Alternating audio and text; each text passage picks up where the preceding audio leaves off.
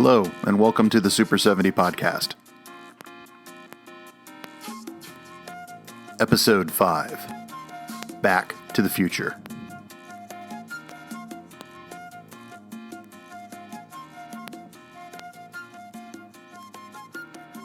Super 70 is a podcast meant to sync to play along with the film we discuss. You don't have to, though, and can go on listening without watching anything. I would, however, recommend that you watch the film we are discussing before listening to the Super 70 podcast. You can download the commentary from iTunes, SoundCloud, or my website at www.thatdylandavis.com. I'm Dylan Davis. I will be using the 2015 Blu-ray release of Back to the Future, which should be the same length as the 2002 DVD release and a 30th anniversary special. It is also available on YouTube and Amazon Prime for free, and also Hulu in certain regions. If you press play on any of the DVDs now, and for you Amazon and Hulu people, wait now, this podcast should sync with the rest of the film. Welcome to one of the most revered films of all time. Welcome to what some people call perfection. In fact, 30 years later, the screenplay for Back to the Future is used at UCLA Film School as a case study to describe the perfect script. And just so you know, I am that kid. I'm the kid who went to see Back to the Future 3 times.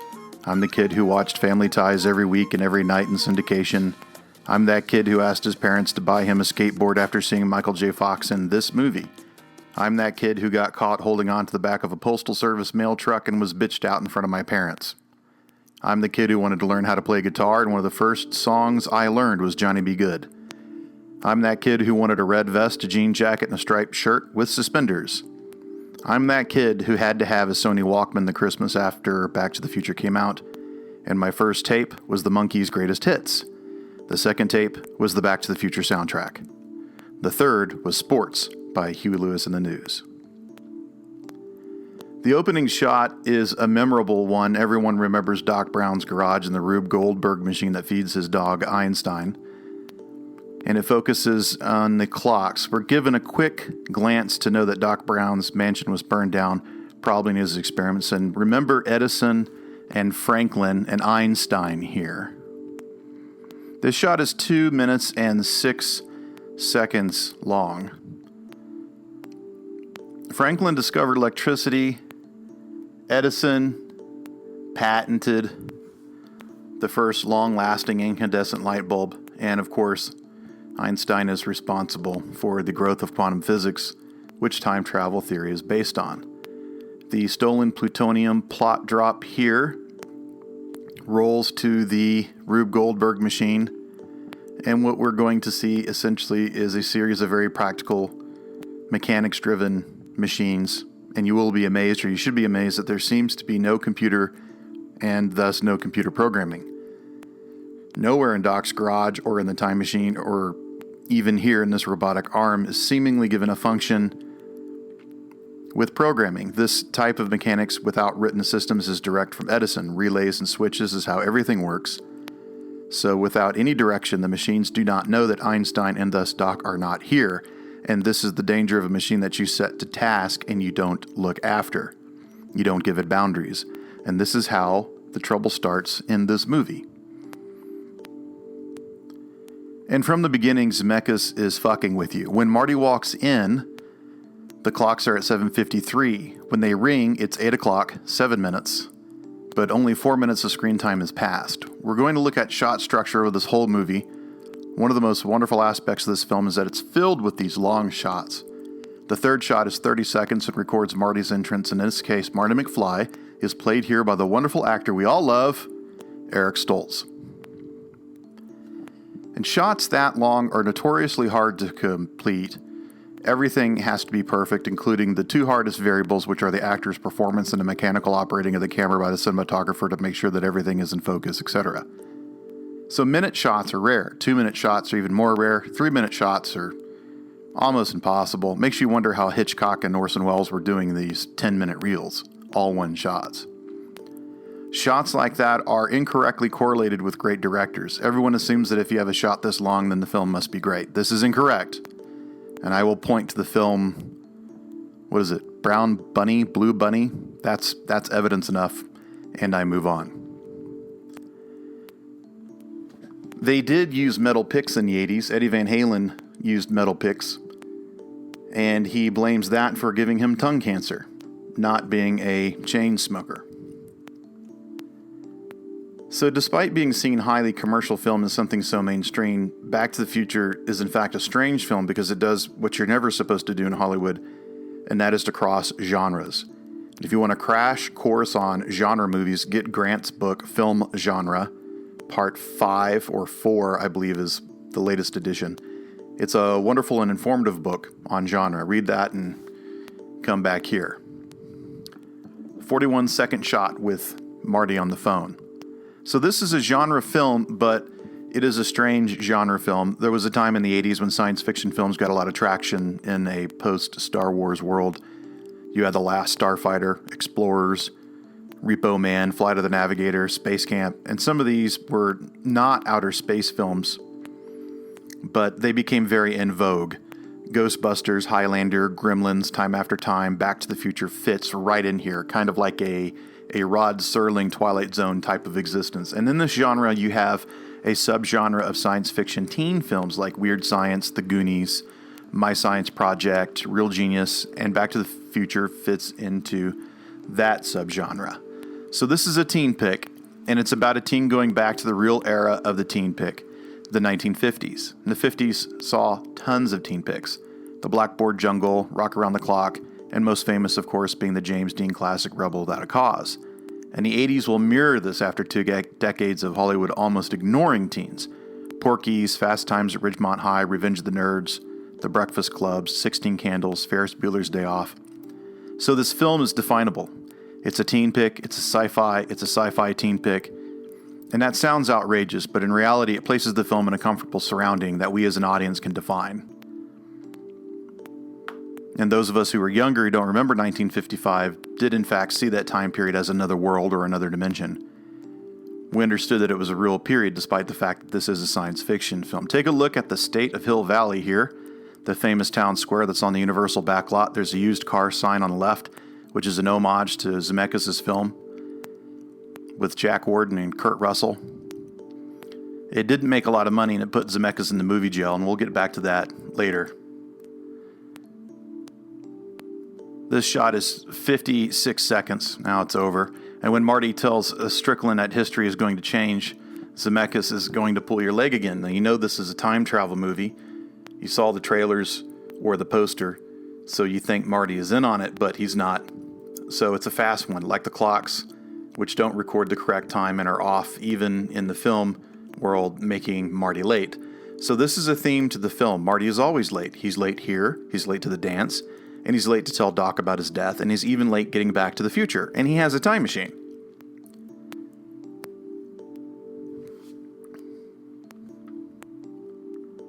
The marketing campaign around Huey Lewis and the News' Power of Love and the use of the song in the film is genius.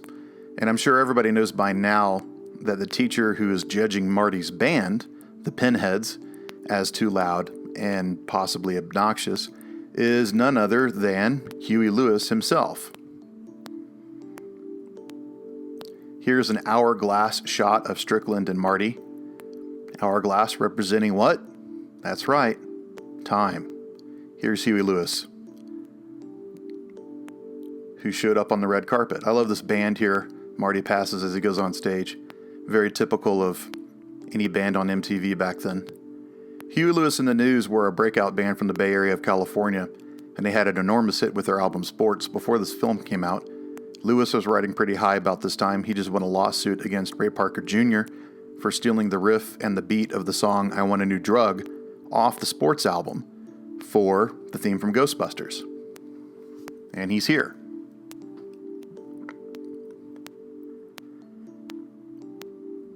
We're going to take a look back at Hill Valley when he and Jennifer walk across the square, and we're going to learn what we can from this shot. We've already seen the used car lot, so you have to wonder, why isn't there a new car lot? We see a movie theater in the background, but it's converted to a church. We see the Goldie Wilson van, of course. And down the block on the left-hand side is another movie theater, which you can't see in this shot, but you will in the future, and it's going to be playing a porno film called Orgy American Style. This shot is 48 seconds. A lot of the buildings look very run down, and the look is not very pleasant. Even the clock tower doesn't work. The cars are not too impressive. Lower middle class. Many of them are from the late 70s or early 80s.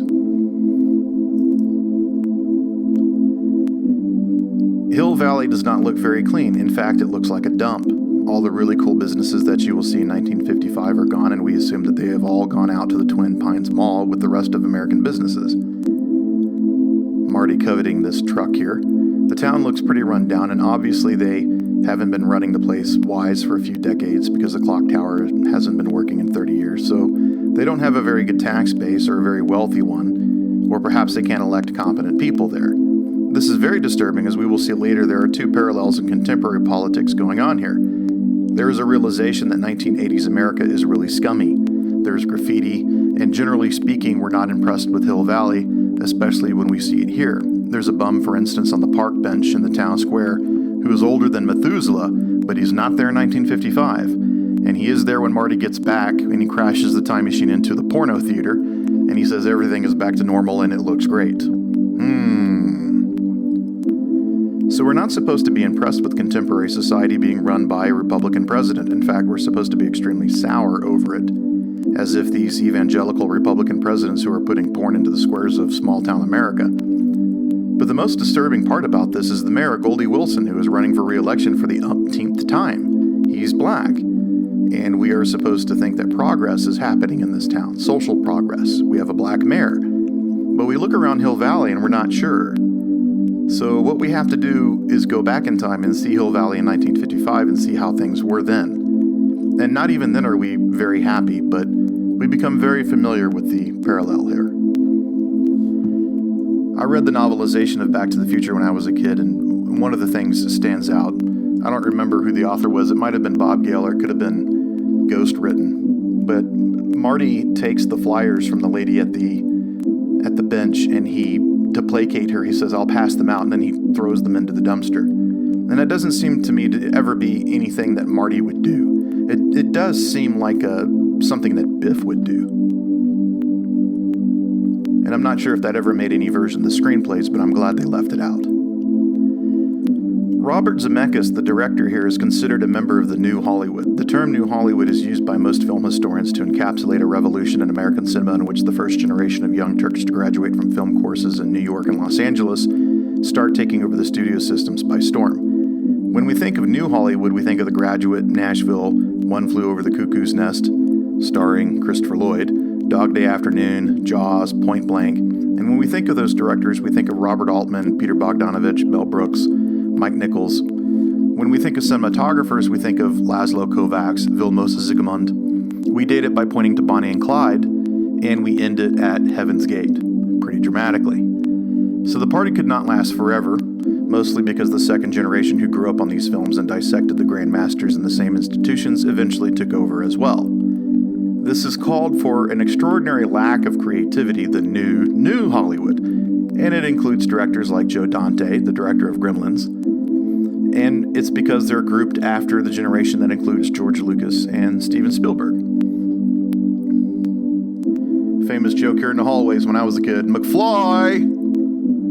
Back to the Future was released 4th of July weekend, 1985, and it faced down Rambo, Cocoon, Brewster's Millions, Mad Max Beyond Thunderdome, and A View to a Kill, a James Bond film. It beat them all that weekend, that month, and that year, becoming the highest grossing film of 1985 and the 8th highest of the 1980s. It was shot for $19 million, and in its first week it almost made its money back. By the end of 1985, it earned $190 million. The recent re-release of the film on the 30th anniversary is so set because it celebrates when Marty goes into the future in part 2, raised this to $210 million. Zemeckis directed Used Cars, which is absolutely hysterical, but unfortunately it didn't do very well. After this, Bob Gale, who wrote a lot of scripts in the Spielberg circle, and this included John Milius, the writer for Apocalypse Now, he got this idea for a time-traveling teenager because he thought about what it would be like for him to go back and see his dad in high school. Nobody wanted it until Zemeckis directed Romancing the Stone, which Michael Douglas produced. And all of a sudden, Zemeckis can do anything he wants in Hollywood. So he chooses Back to the Future. Romancing was shot for $11 million, and it eventually made $79 million. So you can see the brilliant move that Michael Douglas made there. You can see the connection here. Spielberg ran over the script, much like he did with Gremlins and anything else he did at Amblin. Eric Stoltz was cast, and principal photography started in November of 1984. Look at all the consumer items here being turned into pop culture. You saw Burger King earlier, and then here Dave is in a Burger King outfit, Pepsi. We have these points of reference so that when Marty does see them or does not see them in the past, meaning 1955, we know that they are, even if by now, 30 years later, nobody else does. The Honeymooners, for example. I must have seen every episode because of Nickelodeon, but how many kids today have seen it? You don't need to see it because Zemeckis introduces it to you now before he hits you with the joke later about the reruns. And we see that George and Lorraine largely still live in 1955. Look at their clothes. They're frozen in time like most parents. We seem to get off the fashion train right about the time we have kids. A bit more about the production history. I'm going to go back and forth between scene analysis and anything that pops in my head. So how does Zemeckis get from used cars to Back to the Future? Of course, Romancing the Stone. But we have to consider the power of the almighty Spielberg. And I'm not going to go into a biography of Spielberg, but you should know a few facts about the master. To date, folks, he has directed 30 features, and only 3 of them have not made money. 1941, which I'm sure won't shock anyone, AI, and Munich. That's a 10% failure rate, which in Hollywood is gold. But when you consider for a second that most of his films have made 10 times more money than most other films, that 10% no longer means anything. He's paid that off with his second film, Jaws, many times over. So by this time, 1984, Universal Studios was Spielberg's bitch. Amblin Entertainment went from a single trailer in 1973 to a complex the size of Skywalker Ranch in 1989. 40% of Universal's revenue went to Spielberg. 2% of Universal's theme park tickets went to Steven Spielberg. And it's not just the movies he's made to this point. Close Encounters of the Third Kind, Raiders of the Lost Ark, E.T., The Color Purple. It's the films that he's greenlit by this time as producer at Universal. Poltergeist, Gremlins, Fandango, Goonies. All of these were huge moneymakers. Not just a little bit of cash, but a lot of cash. In the case of Gremlins, which Joe Dante directed, and he was raised by Roger Corman, the film cost $12 million, and Universal greenlit it only because St. Stephen gave it his blessing, and they wanted to please him. They wrote off the $12 million for Gremlins because they wanted him to crank out Empire of the Sun, okay? So Gremlins, that bullshit nightmare of a film that everyone loves now and everyone at Universal hated then, made its money back in one weekend. And when they re-released it the following year, it made another $5 million. To date, Gremlins has made $153 million. And that's just one film that Steven Spielberg looked at, the script, the director, the whole effort, and said, wow, that's a challenging film that can really accomplish a lot. And Universal sighed and said, oh, the shit that we have to put up with from Steven, just to get our $100 million out of his next film, we have to do crap like this. And look, it was gold. And look at what Joe Dante has done since. The Explorers, which is flawed, I know, but it's still good. The Burbs, and now he's burning up TV with Hawaii Five-0. So Zemeckis and Gale put this together, the time-traveling teenager, and they're going around trying to sell the movie and turnaround, which means if the studio would buy it, it would be only for the money put into it so far, and they would be happy. And who looks at it and says, wow, we should really do this, this is quite the idea? Spielberg does. He's the one who gets the fires burning. He didn't write the script, he didn't direct the script, he didn't cast it, he didn't do anything other than say, wow, Bob, that's a great idea, run with it. And then told Universal, get this guy some money. And that's his power in that town, and that's why people listen to him, and that's why artists love him. I love this shot of the DeLorean getting off the truck. I was about 10 or 11 when this came out, and I didn't know what a DeLorean was, but when the gull wing doors opened, it looked like some Italian race car or UFO that you would see, or maybe something on some episode of Miami Vice. It is impressive. And then Christopher Lloyd, of course, making his entrance as Doc Brown, a fantastic film entrance. And he was previously in Taxi with Danny DeVito, who was in Romancing the Stone with Michael Douglas, and Andy Kaufman and Judd Hirsch and a million other fine actors, Mary Lou Henner. My favorite role, I think, that Christopher Lloyd has ever done isn't actually Doc Brown. It's when he plays Schultz, the Nazi guard in Mel Brooks' film To Be or Not to Be. Eric Stoltz was cast as Marty McFly. He was dressed for Marty McFly. He was hot off a mask, a film he did for Peter Bogdanovich and starred Cher and Sam Elliott. In essence, it is a new Hollywood film. Stoltz is one of my favorite actors, especially his work in the 80s, which may have typecast him a bit as time went on. His role of Lance in Pulp Fiction, I'm sure, was a way to escape this, and he nailed it. Unfortunately, as shooting went on with Back to the Future, Zemeckis and Bob Gale slowly came to the conclusion that Stoltz wasn't right for the part. Gale has been very clear about the whole matter in interviews in which this comes up. He said several times that everything Zemeckis asked Stoltz to do, he did, as instructed, and to a T. He hit his marks, he said his lines, and he said them the way that Zemeckis wanted them to be said. Unfortunately, this does not seem to have helped. If you're wrong for the part, then you're wrong for the part. It doesn't matter how good you are. Orson Welles is a heavy. He plays the heavy, and he's great at it. He doesn't play the lawyer in Touch of Evil. Chuck Heston does, because Welles is not that type of actor. Apparently, a lot of the humor wasn't coming across from Stoltz, or it just looked off. Christopher Lloyd said that someone announced the switch in the lunchroom, and many actors wanted off the project immediately because they could tell the ship was sinking. Everyone was shocked because replacing your lead actor after a month of shooting is rare in the movie business. Many films are hinged on the lead actor and shot in certain ways because of them. So switching gears this far into the game was not seen as a good omen. As it happens, it turned out to be huge bank.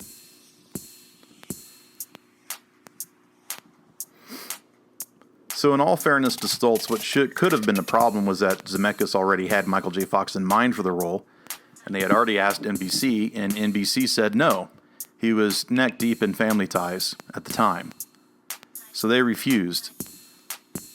Zemeckis had to cast someone. He settled on Eric Stoltz. Months went by before principal photography started, and then 5 weeks of principal photography went by before Zemeckis and Gale gave up on Stoltz and convinced Universal to go back to NBC and ask very nicely for Fox. This they did, and NBC set down a ton of conditions that Universal had no room to maneuver on. Here's the famous shot by Industrial Light and Magic. Boom! Simply amazing. So Fox had to finish all his scenes for Family Ties every day before he went to Universal. Nothing at NBC could suffer because of the film. Universal could have him on weekends, but if he were called, he had to leave the set to make up whatever NBC needed him for before he could return. And then Universal was responsible for his transportation. And that's not really a big deal because the NBC studio is right down the street from the Universal lot. It's funny how the license plate is steaming hot, but when the DeLorean shows up, it's ice cold. So this sounds like a crippling deal, but when you think about how Zemeckis now had to make up 5 weeks of filming with a lead actor who's in almost every single scene, and he could only have him nights and weekends, this is more than crippling. This is near disaster-like material. The film should not have survived. Instead, what happened was a repositioning of the entire working structure of the film hierarchy around Fox. That is astounding. You talk about switching gears. This is really switching gears. Made a time machine out of a DeLorean?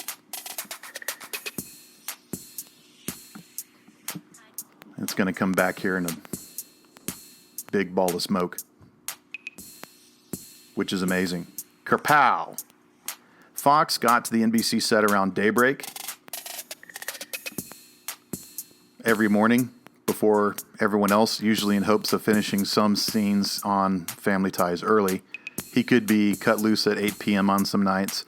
A limo would take him over to the back of To the Future set at the Universal lot where he and Zemeckis would shoot nonstop, starting with all the scenes Stoltz had already shot. Some of the key scenes are set at night, including the time-traveling experiment here, the shootout at the mall. So this wound up being copacetic, but Many scenes, including Marty arriving at the Peabody farm, were changed to night because they simply did not have enough daylight on weekends to shoot everything that they needed. Fox would be driven home between 3 and 6 in the morning, or sometimes driven straight back to the NBC lot, where he would try to sleep before going on to Family Ties. On Fridays, Fox would arrive at the Universal set at night and shoot all night, all into Saturday, and not get sleep until late Saturday night. He had early call on Sunday, and he had to shoot all Sunday and late into Sunday night before starting everything over again at NBC. So it's amazing that Fox plays Marty with such energy. I can't imagine most people doing what he did, and he did it because he knew what the film was. He knew it was going to be a hit. He could see it every day, and visually the film is much more interesting than anything Fox has done in his career, and that includes Casualties of War, which is no slouch in film style. So unless you see Marty in sunlight crossing Hill Valley Square, or in sunlight getting hit with Grandpa's car, or in sunlight hanging laundry with George, all other shots, including in the school, everything in the garage, everything at the dance, all inside shots not requiring sunlight, were all done at night at breakneck speed in a sound studio to catch up. Despite this, Back to the Future was completed on time and on budget. And Zemeckis now gets to do whatever he wants. Over the years, there have been some stills leaked to the media that show Eric Stoltz as Marty. There's a famous one of him holding the video camera and standing next to Christopher Lloyd. At first, it just looked strange, but after you study the photo and the other images, you do get the sense that Stoltz is out of place. It looks kind of like a fish out of water to me, and perhaps that's why we don't have any more stills or moving images. Bob Gale did an interview for the 30th anniversary, and again, he was very succinct about the footage. He wanted to release it. He wanted people to see it, even perhaps cut the footage into an existing film, so people could gauge for themselves. But what he did not want in any way, shape, or form was to embarrass Eric Stoltz because, and he was very adamant about this again, Stoltz didn't do anything wrong. It wasn't his fault. Sometimes you're miscast. And it's probably very lucky for everyone's career, and especially including such a talented actor like Eric Stoltz, that he was replaced. The film could have reversed everything he had worked so hard to complete, especially with Mask. It could have ended his career, and instead, it's just a footnote. And I see what Gale is saying. He doesn't want Stoltz to turn into a joke. If you pay attention to pop culture now, you'll see a lot of this going on. In the TV show Fringe, there's an alternate universe where a lot of wacky stuff goes on because different decisions are being made. Guns fire differently. Airplane black boxes don't exist because everything is uploaded to a satellite. Zeppelins are still flying because the Hindenburg never crashed. The Statue of Liberty is made of bronze instead of copper. And there's one flashback. There's this movie marquee in the background, and it clearly says Back to the Future starring Eric Stoltz. And we can laugh and say, oh, well, they couldn't get Michael J. Fox. And as soon as you make that joke, you make it at an expense of a talented actor like Eric Stoltz. And that's exactly what Gale does not want. It's admirable that they're not showing the footage. They'd easily pick up 10 more million on a limited edition Blu-ray right now. And they're intentionally not doing it because it wouldn't be fair to Eric Stoltz. Find kindness like that in Hollywood these days.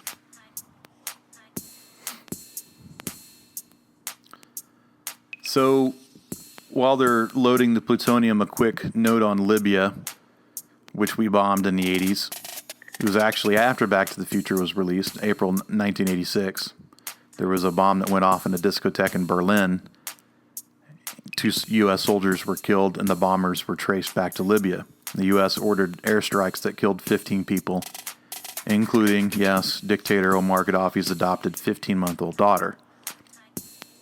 So if you saw Back to the Future in 1985, all you knew by then was that in 1981, 2 Libyan jets fired on U.S. aircraft in the Mediterranean Sea and were duly handed their ass by U.S. Navy pilots.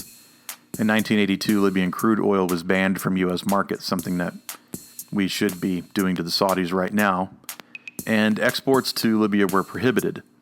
In early 1985, the U.S. cut off all Libyan monies in Western banks. And this would be enough to make the Libyans specifically a very good, if a very two-dimensional, bad guy for the film. After the film in 1988, Libyans would be specifically blamed for the bombing of Pan Am Flight 103 over Lockerbie, Scotland, which killed hundreds of people. So the idea before the movie was not as powerful as the idea after the movie that mad terrorists from Libya are going around stealing plutonium and asking a mad scientist to build a bomb for them. It wasn't really outside the realm of possibility. I had a Kodak stand like that in the mall near my house. Doc grabs his gun here. It looks like it's from the Wild West. It's probably that old. It's fitting that it doesn't work. And it's convenient considering part 3 of the trilogy. And why the DeLorean? We'll get into some of it, but this is a teen pick, and teens love cars. Cars are an American dream, and this is an American teen pick dream. Cars represent mobility, and of course Marty, who can't afford a Toyota and whose practical wishes are for his dad's totaled Buick, is now besought with a DeLorean. And I don't know how wonderful close-up of Fox there when the camera pans in, cut away, cut back. I don't know how people came to associate the car itself with drug smuggling. It's a mystery to me, given the power of the internet. John DeLorean, who was an engineer, he first worked at Chrysler before he moved on to Packard after the Second World War, and then he went to GM to design cars for Pontiac. He had huge influence in the design of the Pontiac Gran Turismo Omagado, which hit the streets in 1964, and quickly gained a reputation as the first real muscle car. He headed the design team on the Camaro, the Firebird, the Le Mans, the Monte Carlo, the Grand Prix, the Corvette, the Vega, the Nova. He did not fit in with GM very well, and in 1973 he formed his own company, the DeLorean Motor Company, DMC. Renault built a car factory in Northern Ireland with money from the British government. The engine was developed by Renault and Peugeot. Volvo and Lotus designed the body and chassis. And this is why the DeLorean looks kind of like a Lotus from a Roger Moore James Bond film. By the time the car rolled off the assembly line, it was 1981, 8 years after the company was formed, and so it was $175 million in debt.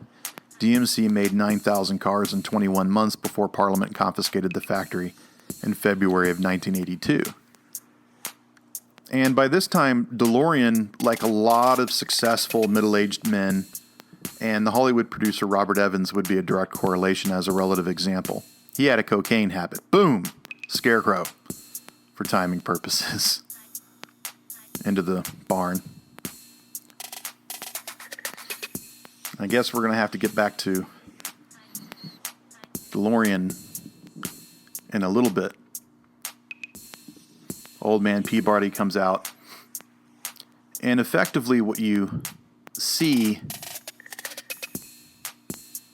in this shot is bringing 50s sci-fi into frame Marty's entrance.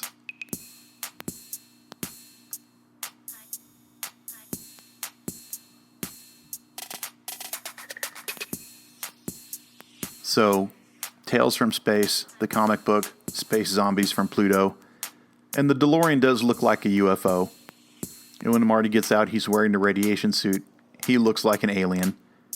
But in reality, folks, Marty is an alien. He's not from this time. He's not from this place. So this is very fitting.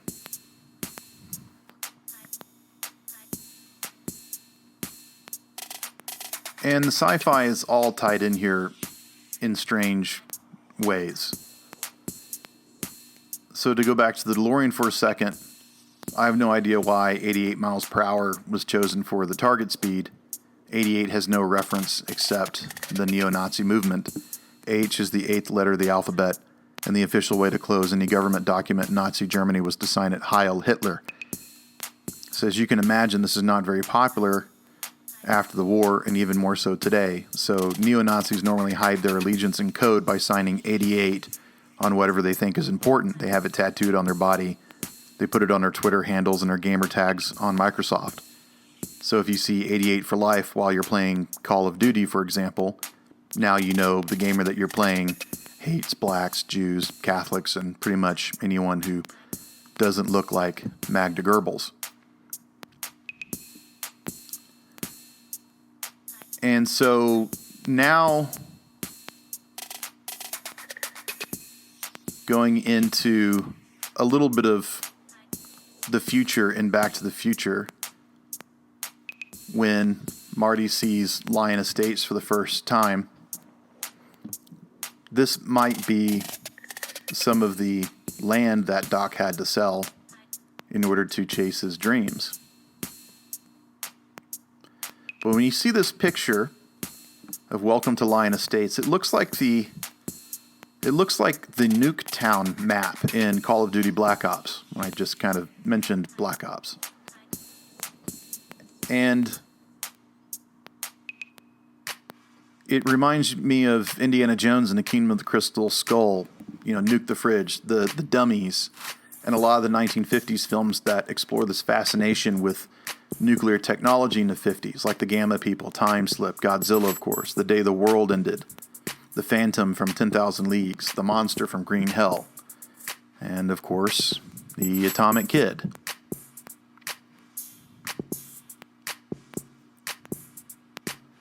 And he's got to hide it. So we'll go back to DeLorean a little bit. So he had this cocaine habit, and a neighbor and a casual friend of DeLorean's named James Hoffman, he heard DeLorean say that he needed $17 million to get the plant back from Parliament and start making cars again. So Hoffman pitched a scheme to DeLorean in which Hoffman would bring in 27 kilos of cocaine from Colombia, which DeLorean would then cut up and sell to his friends for $24 million. And DeLorean was in desperation, and he said yes, and he didn't know that Hoffman was an FBI informant. So the movie theater now has Barbara Stanwyck and Ronald Reagan on it. And Hill Valley looks extremely different.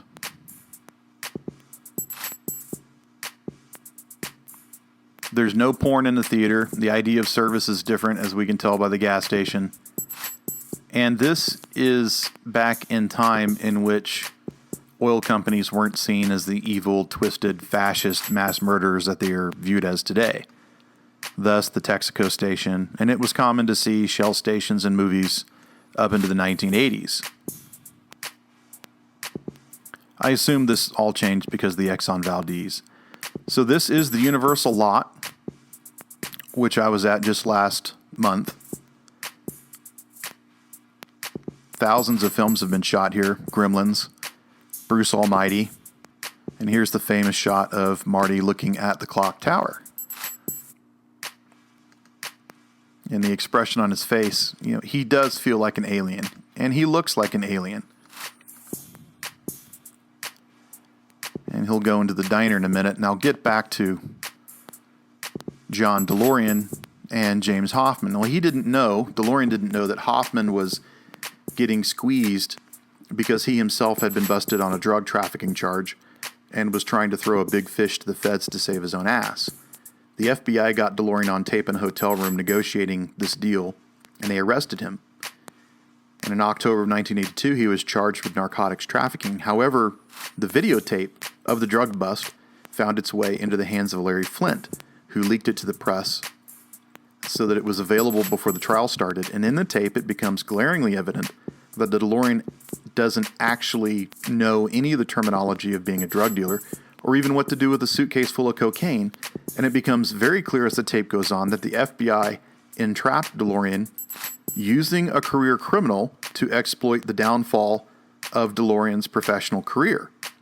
And this was a trap to get the car maker to make a desperate decision in a crunch. When this came out in the trial, he was acquitted, but by the time that happened, the company collapsed and he was finished.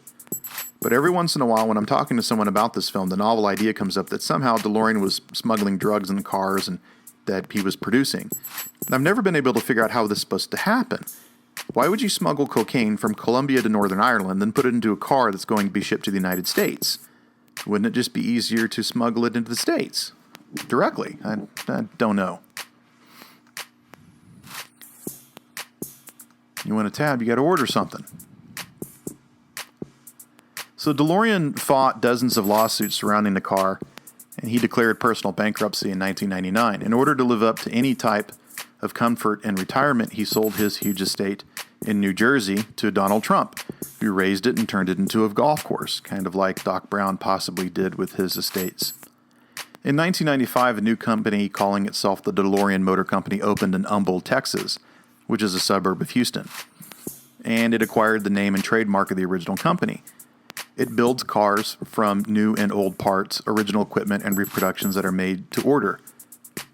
Restored DeLoreans go to about $35,000, and from scratch DeLoreans go for about $100,000. And if you want a time machine, which they can make with Mr. Fusion and all, you're looking at about $150,000. The original retail price in 1983 was $25,000. There's no separate models. Modifications were made during production and continued without the addition of modifiers. So into the diner Marty goes, where women in 1985 were doing jazzercise or some sort of aerobics that was popular in the 80s. They were probably doing Jane Fonda's workout or something. That was huge then. My mom had a tape. My dad burned it. So there's tons of fun here, if you know that Tab was a drink in the 80s, which I had to explain to my kids. And there's lots of father issues here, tons of them. From the get-go, Marty is more masculine than his father, and it was a masterstroke of genius to cast Crispin Glover as George.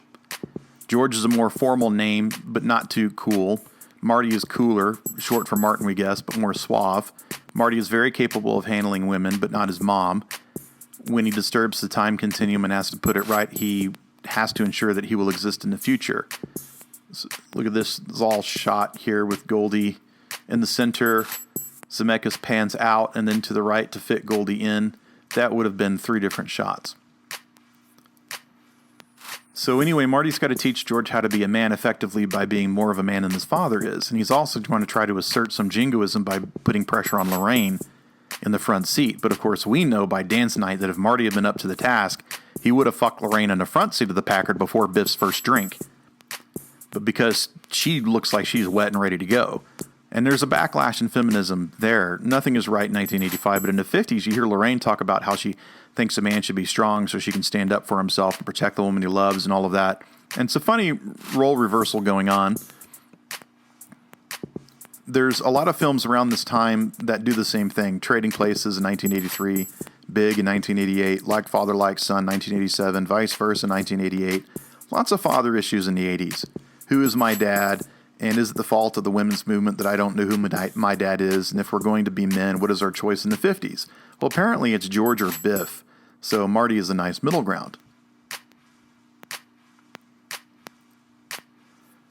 So here's the great shot of Marty finding out his dad's a peeping Tom.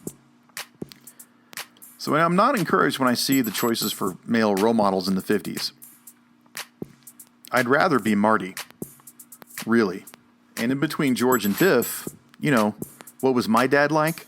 Well, he was probably more like Biff, and that's not very encouraging. So we've got a technical vision here. Marty pushes George out of the way, cut. Marty hits the ground, drops his head, cut. Then Grandpa comes over, hit one of these kids, rack forward with the camera, see George. George gets his bike, camera racks back to Grandpa, and then George is off on the right. That's all one shot. And that's really amazing. Because that would be 18 cuts today with the obligatory, camera inside the car, making sure you see the body hitting the windshield. So it's an extraordinarily long cut for as much action as going on in that frame. Now, this is another memorable scene, so much so that it's played off in the next 2 Back to the Future movies as a bit of a joke. But keep in mind, when films started 100 years ago, shots were outrageously long because of the legacy of the stage. If you had a 30 seconds of film in the can, then you shot for 30 seconds. When narrative takes hold due to Griffith and A Birth of a Nation, shot duration drops, but not by that much. Then montage from the Soviet Union under Eisenstein takes over the world, and shot duration is down to just a few seconds. This is a film about time, and these shots convey real time. The shot duration in from 1930 to 1960 fell somewhere between 8 and 11 seconds. In the 70s, it fell from 5 to 8 seconds. And in the 80s, it fell to 5 to 7 seconds. Back to the Future is 5.5 seconds. So it fits right in there. But for some reason, you feel like it should be longer.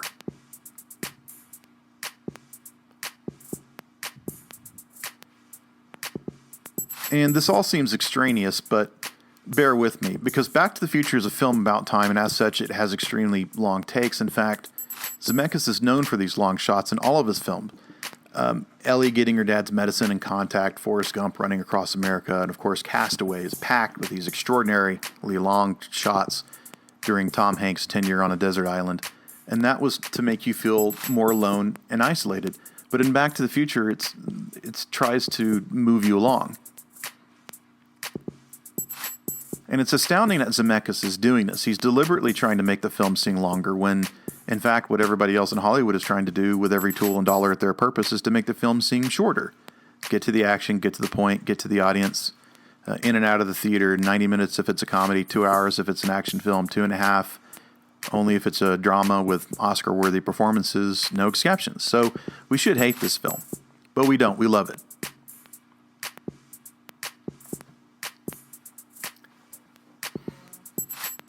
There's so much Oedipal stuff going on between Marty and his mom.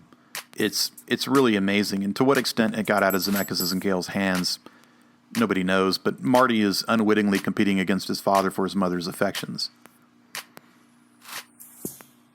And later you'll see Doc come in basically as like an oracle, even though he doesn't really know the future. He predicts the whole plot of the movie to Marty, telling him what happened to his parents and what will happen to him if he doesn't get his parents back together again. When Marty manages to do this, the Oedipal plot reverses itself, and in this way it's very different. He doesn't have to blind himself, although if he failed, he would have disappeared and nobody would have seen him, so he would have been blinded, or rather the world would have been blinded to his existence, kind of like a TV set with no signal. See how I worked that in there? Huh? So I think Leah Thompson was my whole purpose in living for a few weeks in 1985. She's a beautiful woman, coquettish, squirrely. In an interview, she said that she fought to reverse the casting order. They wanted her to come in as young Lorraine and then come in later as makeup to play old Lorraine. And she did the reverse. She came in older first and then came back up. And they couldn't believe that this young girl had played the older actress. And, they saw her come in and play this teenage slut that they would have really remembered her, right? Now, let's get back to technology for a bit as the honeymooners come up again and we get the rerun joke. I saw this in the theater. There are many things that were very obvious to me that added to the humor of the film. I'm not sure if I was just more cognizant of a kid or if every kid was like that, but I remember watching this movie and thinking of the dramatic difference in technology between 1955 and 1985. And this plays into the plot. The science fiction reality of the time machine aside, Marty is faced with many differences in 1955. First, of course, 1.1 gigawatts is a hell of a lot of electricity to generate, especially in a town of California that has only had electricity for maybe a couple of decades. The second is the ability of the film to comment on films. So Marty's video camera takes a VHS tape, of which I had like 100 in my house, and each one had 3 movies apiece, including this one. And all television that was broadcasted live was recorded. Some broadcasts weren't, but most were recorded on celluloid. So this changed in the 60s to what was then high-grade reel-to-reel videotape. And in 1955, it was in my house, and in 1980, there were 3 channels, ABC, NBC, CBS. There was VHF and UHF and nothing else. And UHF was weak because I grew up in the suburbs. We were too far from the city. But by the time I saw Back to the Future, we had cable. So I'd seen The Honeymooners, and I knew who Ralph Cramden was. I lived on reruns on Nickelodeon. And I saw all these 50s shows, Father Knows Best, Leave It to Beaver, The Courtship of Eddie's Father, Flipper, Lassie, The Andy Griffith Show. I saw all that stuff, My Three Sons, Mr. Ed, and I watched millions of Westerns. Gunsmoke, Have Gun Will Travel. So when Marty says rerun, I laugh my ass off. What's a rerun? Reruns didn't exist until the 70s. It took I Love Lucy and Star Trek really failing and being canceled before runs in syndication on UHF really started paying off. And Marty says he has 2 TVs. Right? That's wealth. That's power. That's affluent America right there. And I got it, and I laughed. I had a frame of reference because I had Nickelodeon.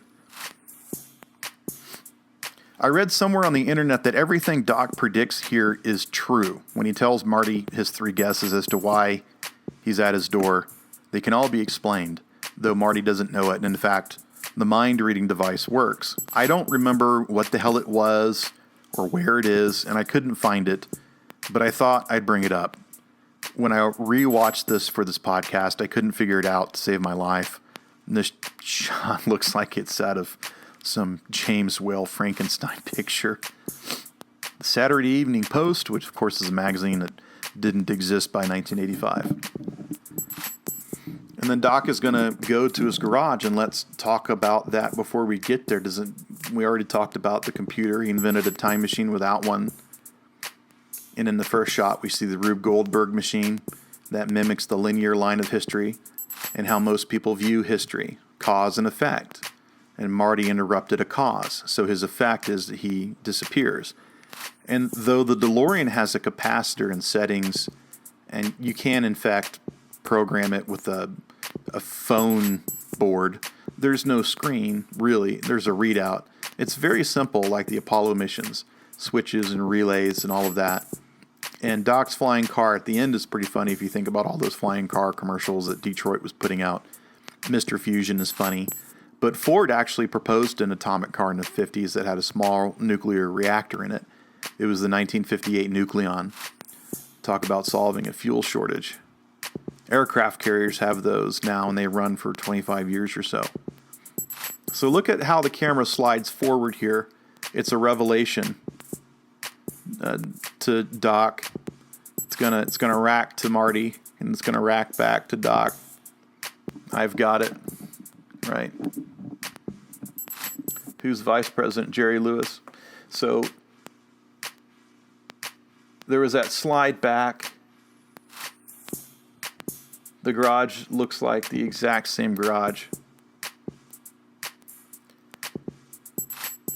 And you'll see the portraits, Newton, Franklin, Edison, and he's actually going to talk to Tom soon.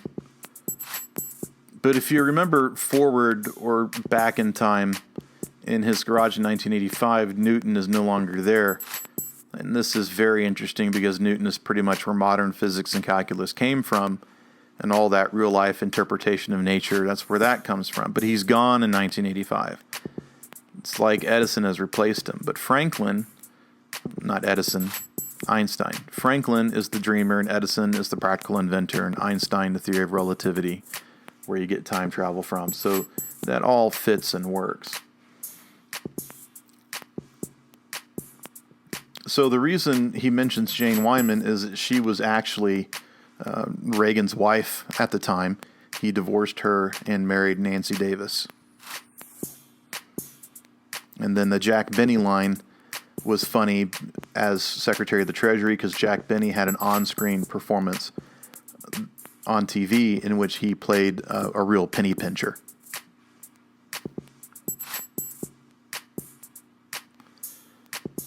So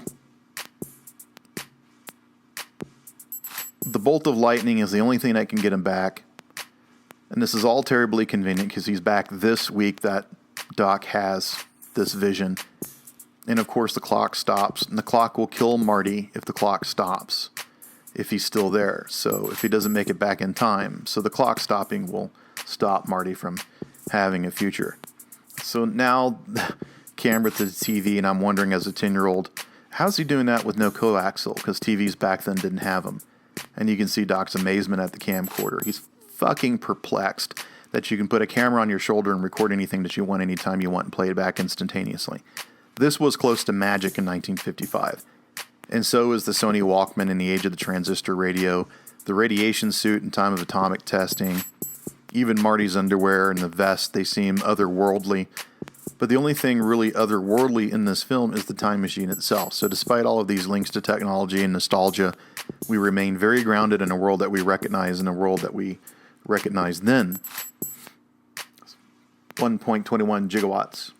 So you see the dartboard, it's kind of like a clock. The tire on the wall, another circle. And then in the next shot, when he's talking to Tom in the background, you will eventually see a spirograph that kind of looks like an atomic bomb mushroom. So if you want to push this farther, you do this experiment. I'm 41 years old now, and last year I sat down and watched the original taking of Pelham 123 with my mother. She's 72. I've watched that film, I don't know, 100 times, but I missed stuff because I don't remember 1974, but my mother does. Martin Balsam is shoving this thing up his nose when he's congested because he's got a cold. And I don't know what the hell this is. And my mother laughs her ass off because it's a Vicks stick, like Vicks Vapo Rub. And when you are congested, you shove this stick that looks like lip balm up your nose. They don't make them anymore, and I wonder why. Apparently, shoving menthol sticks up your nose in public is just not as cool as it was in 1974. But do that to your folks if you're in good with them. I watched Michael Mann's Thief with my mother and had a blast laughing at James Caan's dialogue to Tuesday Weld. So give that a shot. Marty is standing next to the light because that is the light bulb going off, the Eureka over his head when he comes up with the clock tower flyer.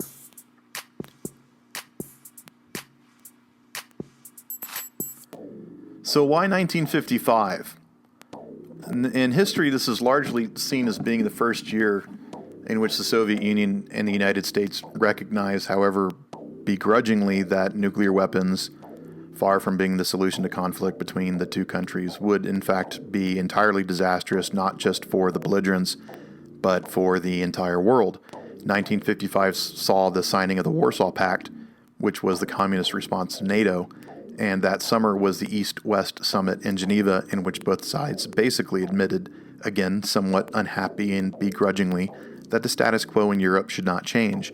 What did this mean? This meant that neither side was happy about Germany being permanently divided. They weren't happy about the East being under communist aggression and Berlin being openly supplied by rail, but to change anything in Europe meant outright war. And so nobody wanted that because it meant nuclear war. And nobody wanted that because nobody could win. So this is a stalemate of the highest order. And after 1955, public perception of nuclear war changed from something that we were willing to risk before 1955 to something that we feared, greatly feared.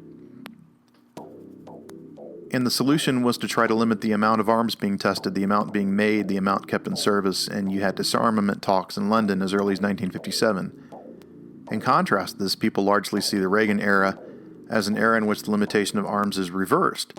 Military spending on rockets and Star Wars program, and you have a series of films in the 80s that recognize this as a threat. You even have comedies like Spies Like Us, a very underrated film, a wonderful, wonderful film. But you've got War Games and Short Circuit and Terminator and stuff all over the 80s. DEF CON for B movies. So Back to the Future is different in that it treats nuclear technology kind of like before 1955, like a wonder rather than this poisonous stuff that can kill us all. And that is more like how it was viewed in the early 50s than it was in the early 80s. Now it seems like we're circling back to nuclear power because of the whole coal issue.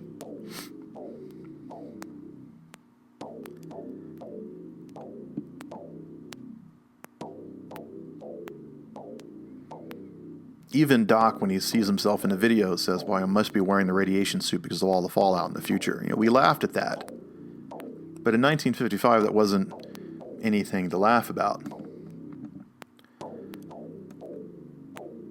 So you do have time machine movies in the 80s and this technological emphasis, probably because of PCs and Macs, Blade Runner, Time After Time, Somewhere in Time, The Final Countdown, Time Bandits, Time Rider, The Philadelphia Experiment, The Terminator, My Science Project.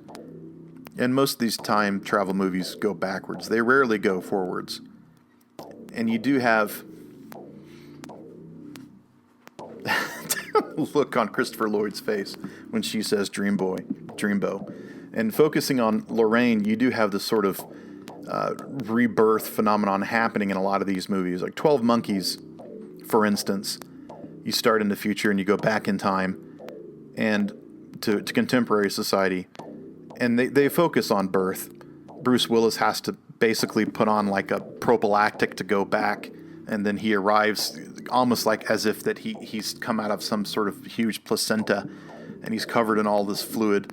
Terminator, of course, has the Terminators and Michael Reese, and they show up in a bubble in which they are nude, and some of them practically look like a fetus.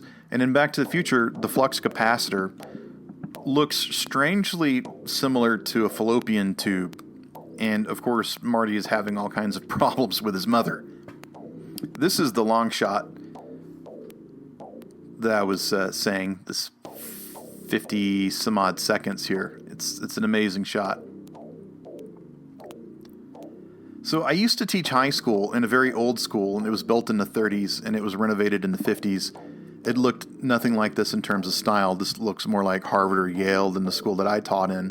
This looks like a prep school.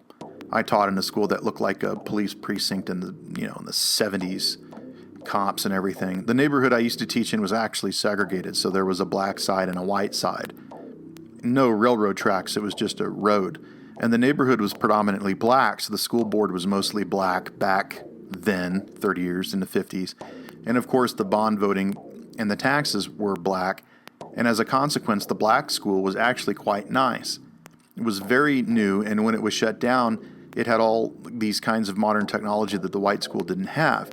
The reason I know this is because I taught with black teachers who went to that school as students, and later on they became teachers, and they went back to that school as teachers. And when integration happened, they closed the black school, and all the black teachers had to come teach in the white school. Decades later, where I worked, and I met these people. And they were fine, wonderful people. So the black students had to be bused into the white neighborhood to go to the white school, even though the black school was bigger and had more room and was more technologically advanced, because the whites did not want to go to a black neighborhood to go to school. White teachers, however, tended to stay on. So on the wall of this high school, you could see from 1968 to 1978, this drastically changing school from year to year, slowly going from being completely white to almost going completely black.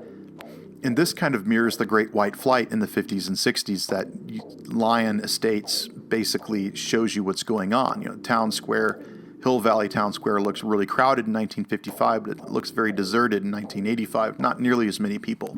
They all moved out to the burbs. But if you jumped forward another 10 years on this wall with all of these class photos, during the 90s, you saw it go from almost completely black to almost completely Latino.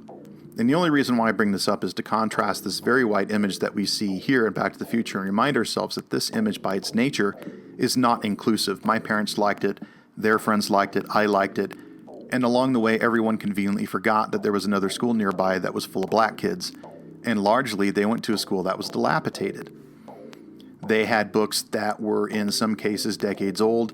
They had no funding for sports. They weren't allowed to come to the white neighborhoods except to work as servants. So remember when you see the sanitized image that many people see and enjoy because it reminds them of their youth in 1955, it wasn't a sanitized place. It wasn't nice, despite the standard of living being the highest America had ever seen, even for African Americans. Zemeckis is going to step dangerously close to a line here, and that we'll go into a little bit, but keep that in mind for now. Love this house, the ranch-style house of the 1950s. My grandparents had a house like that.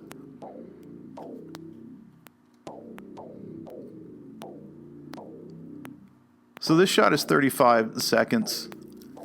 It's amazing. And in general, it reminds me of these Douglas Sirk melodramas, these houses, especially Imitation of Life. I love that film. So Van Halen, Darth Vader, the Walkman, and this gives George the inspiration to start writing science fiction novels, similar to the movie that we're watching now. Sci-fi replacing the Western as a theme. The kids in the day, they just love the hair dryer and all of this. Fantastic story magazine. And that creature looks like the Robert Wise film. These kids on the skateboard in the background are hysterical. Little Rascals kind of stuff. My dad graduated high school in 1963, so his memories of the 50s were very clear. He told me that he had this record, the Ballad of Davy Crockett, but I'm sure every kid in Texas had that phonograph. Right there, the Ballad of Davy Crockett, 16 tons. So on the wall of the diner, you see singles pinned up, and in the diner, you've got 50s music playing. And I always wondered why they didn't choose Hey Paula by Paula and Paula for the soundtrack. That would just be perfect for this film. But I looked it up, and that was 1963 and 1964 was the winter album. So there goes that notion. But you get where I'm going, the whole teenage love affair thing. The environment for that is perfect in Back to the Future. It's like you're at the Enchantment Under the Sea dance early in the movie. The color tone is like Rebel Without a Cause. the clothes looked like on the waterfront. The Universal theme park in Florida had this diner that looked exactly like the one in Back to the Future, down to the jukebox. And Crispin Glover is amazing here. Lou, milkshake! And it slid across the bar like a beer in a Western. And I saw Marty coming in the door there, but there's another shot of George, and I didn't notice it, but Marty's in the background to the left. And it took me 20 years, there he is. It took me 20 years to notice that. And it looks like he's drinking a Coke. So we live in a pop culture world now, and most of it is driven by nostalgia. Nostalgia can be good, and nostalgia can be bad. I've already mentioned how nostalgia can ignore horrible ideas like segregation, can sidestep very important medical ideas. There's an amazing movement now against vaccinations.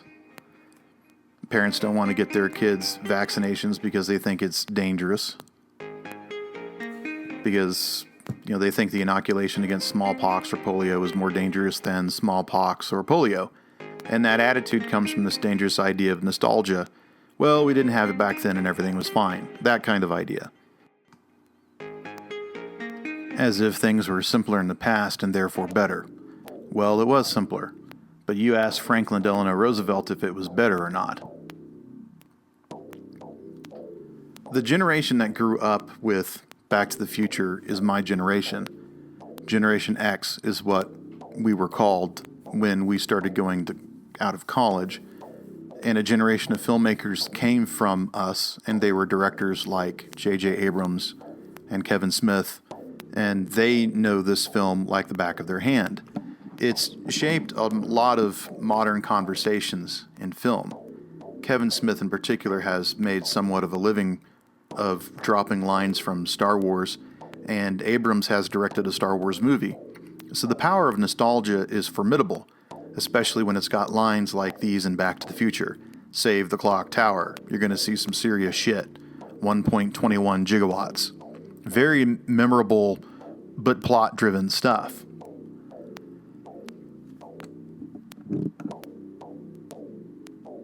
I was playing some serious Call of Duty multiplayer one day. I just finished a 7 or 8 hour work week. It was minus 20 outside or something, and I had to get one more headshot to unlock a gold camo and get a new card. I was deep into it for like an hour, and in walks my wife talking about something. I don't know what it was, but I wasn't listening to her. It was just that hard to quick scope and have a State of the Union at the same time. And she just gets pissed because she doesn't think that I've listened to anything she said, and I won't react to anything except with canned responses so that I can keep playing. So finally I get knocked off, and I know I've got 5 seconds to spawn again. I turn to her while she's walking down the hallway away from me, and I say, "What, Lorraine? What?" And she fucking dropped in the middle of the hallway, laughing her ass off, holding her gut, So Back to the Future saved my marriage. And a lot of these lines are timeless. My kid goes around the house. "Great Scott!" He tells the cat, "Better get used to these bars, kid," when we put him into the kennel. He's actually told me to slow down on the road because he doesn't want to go back in time. So despite the feeling that perhaps this is a great 80s movie and it'll never transcend time, it won't be timeless. And in fact, it seems to hold its own. There's a lot of films that seem huge at the time of release and then they just don't survive. And I don't mean lost gems. I mean films like Lost Boys, which you thought was fucking amazing in the 80s, but you watch it now and it just looks hokey, and you start making Schumacher jokes, and you wonder why Corey Feldman, who's been acting since he was a fetus, is so bad in it. Goonies is another example of a film that you would think would be locked in time and place, and it would never survive the 80s, but it has survived, and Feldman is fantastic in it.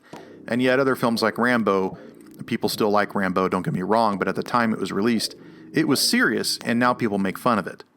MIA with Chuck Norris, which was a sort of a B-movie franchise, it had more purpose and meaning in it than Rambo.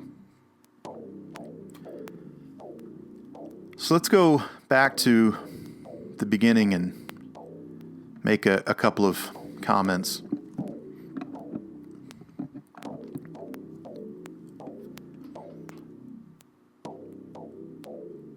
Doc's garage, the Frankenstein lab. Already gone over that, except for the saxophone hanging there in the background.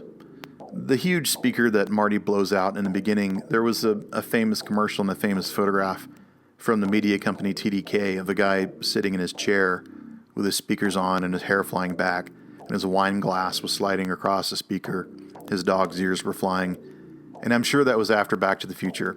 If you're my age, you'll remember it, and I wonder if there were any concerns about plagiarism there. Interesting shot here with the clock tower in the foreground on the set and the DeLorean in the background, and how they are connecting the two in purpose when the car goes off.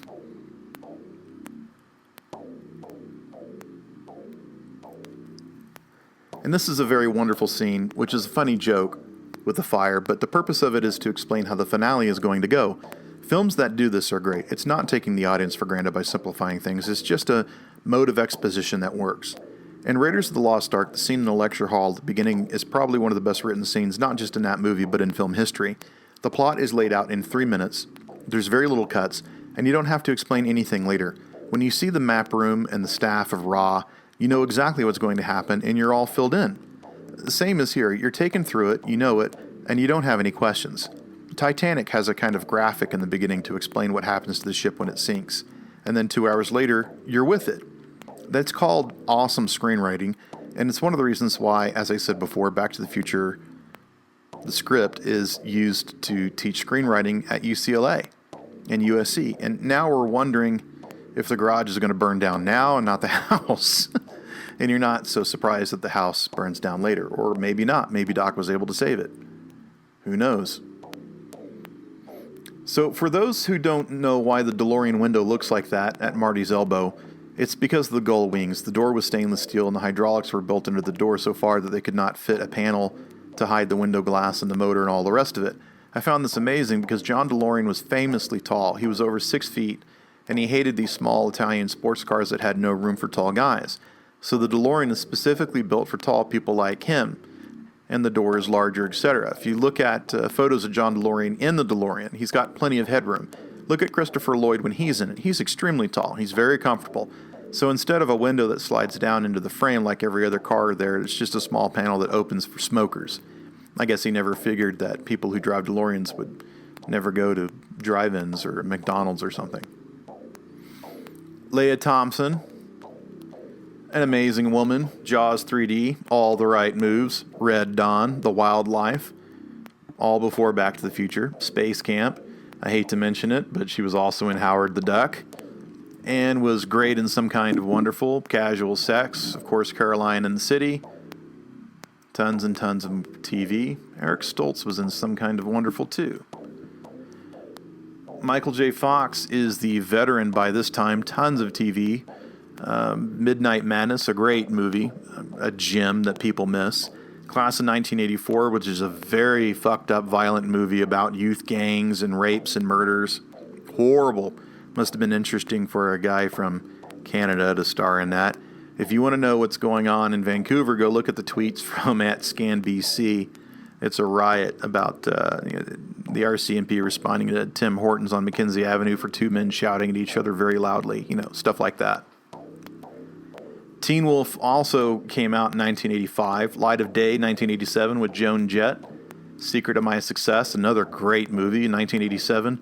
Bright Lights, Big City, 1988, when he tries more adult roles, more non-comedic, but people aren't responding for some reason.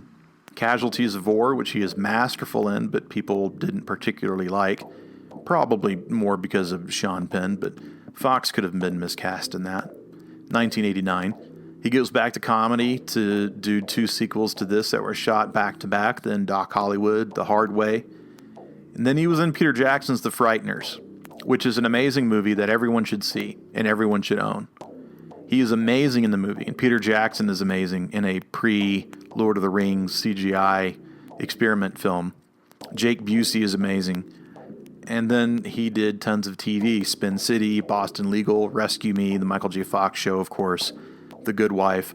And this is obviously the one that put him on the map, but it's not like this guy isn't popular and isn't around. And despite having quite the shit card played out to him, he's still out there and he's fighting, and he's giving everything he has to his craft. And look at him here. He's just got this down. He knows what he's doing.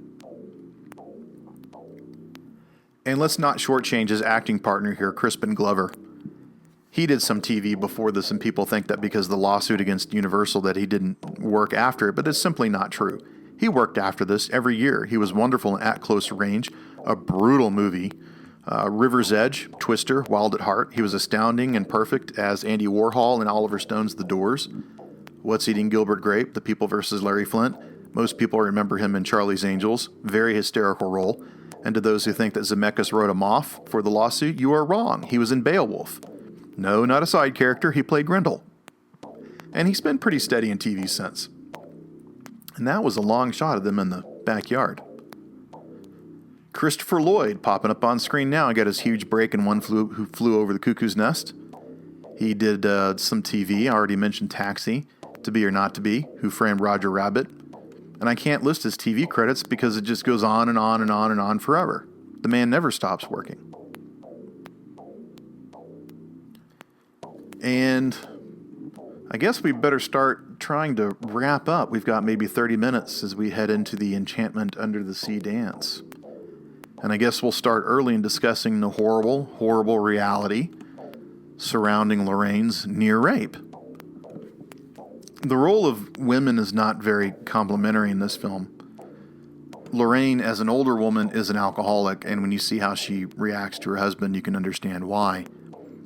It's not very enviable to think of a woman feeling trapped to a man for her entire life just because she has a nurturing instinct. At the dinner scene in the beginning of the movie, they all look to him like he's nothing, and she just sits there and drinks. And we all laugh, but that's not a joke to Lorraine. That's her life, and it's fucked. And you have the sense that she's not happy other than having her kids. She's an alcoholic married to a man who can't stand up for anything and barely pays any attention to her. So it's just sad. It really is sad. It's a sad reflection of what we expect women to do during and after the decade of their liberation. Zemeckis is also slammed for his role of women in this film and the others, particularly in Contact. Lorraine is here as a drunk. She can't cope with who she's being married to after being a very forward girl in 1955.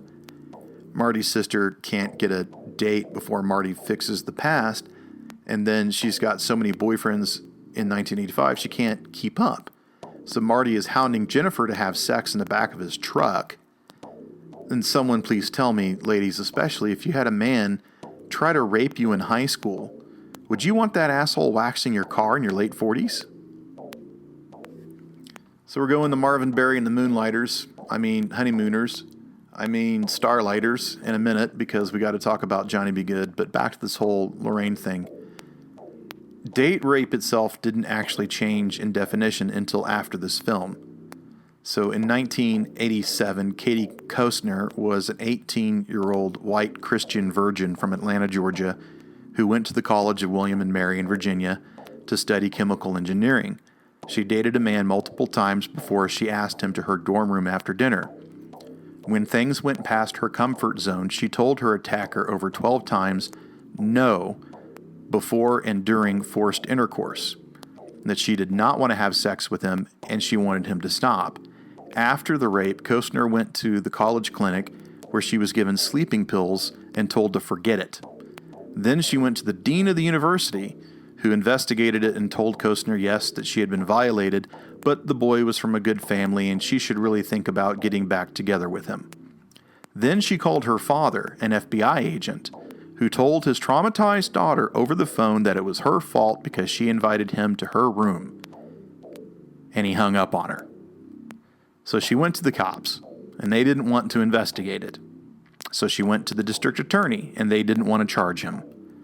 But the boy had violated a student handbook rule on sexual harassment, so Costner forced a hearing. And he said on tape that when she stopped saying no after a dozen times, he knew that it was okay with her. So the case was dismissed, and Costner felt even worse than before. So she went to the press. And there she was raped a third time when feminists told her that she was making women look weak. The college accused her of tarnishing their image. Some women even told her, well, at least you had a nice free meal. So to be raped by a stranger on the side of the road, that was a horrible offense.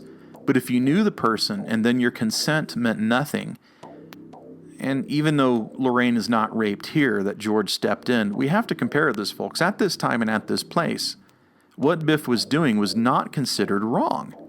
It's not her car. It's Doc's car. It doesn't matter what she said to him at the school about not being that kind of girl. That's what America was like in 1955, and to be honest about it, that's what most of this world is like today. There are countries in the world that still refer to women as property and practice clitondectomies without anesthesia because they are sexist, jingoistic, and misogynist cultures that have no respect for women because they don't see them as human beings. So having Biff wax your car, demeaning, degrading, sure, fun to gloat, fine, but man, what a mind fuck to your wife. The line here about kissing Marty, feeling like it was kissing your brother, was meant by Gale and Zemeckis to throw off any concerns about the Oedipal thing. But we look past that next because of what happens. And this wasn't the only time that Zemeckis has been called out for stuff like this. In Forrest Gump, a lot of people see Jenny as representing the hippie movement. She's free and promiscuous and a feminist. And what happened? She winds up with AIDS and dies. And who has to take care of her? The only person in her life that she knew could balance a checkbook and take care of another human being, the idiot soldier that she grew up with. There's a popular meme out there with Forrest and Jenny on the bus, and it says, "My last marriage was like Forrest and Jenny. I was an idiot and she was a whore."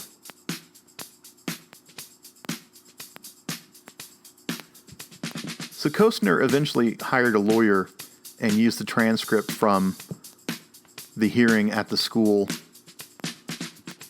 in order to sue the young man in question.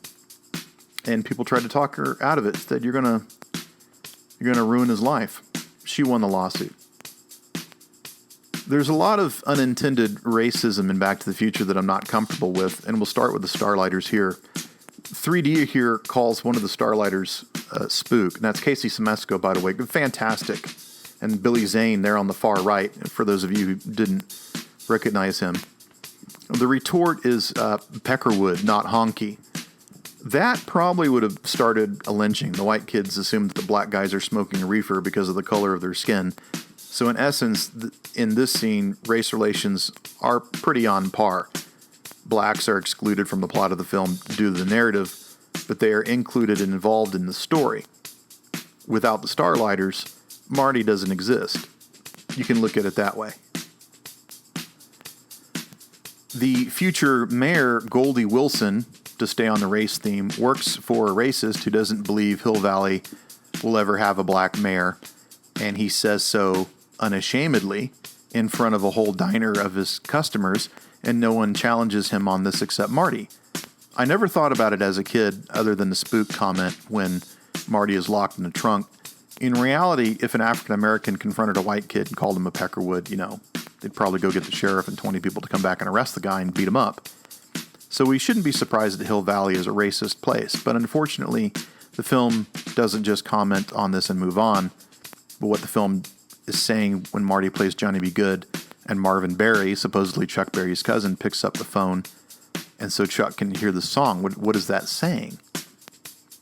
Rock and roll is a very white phenomenon, a very white sound, and it came from, was ripped from, was born from, was stolen from black rhythm and blues, black soul, black jazz music. There would be no rock and roll without African Americans.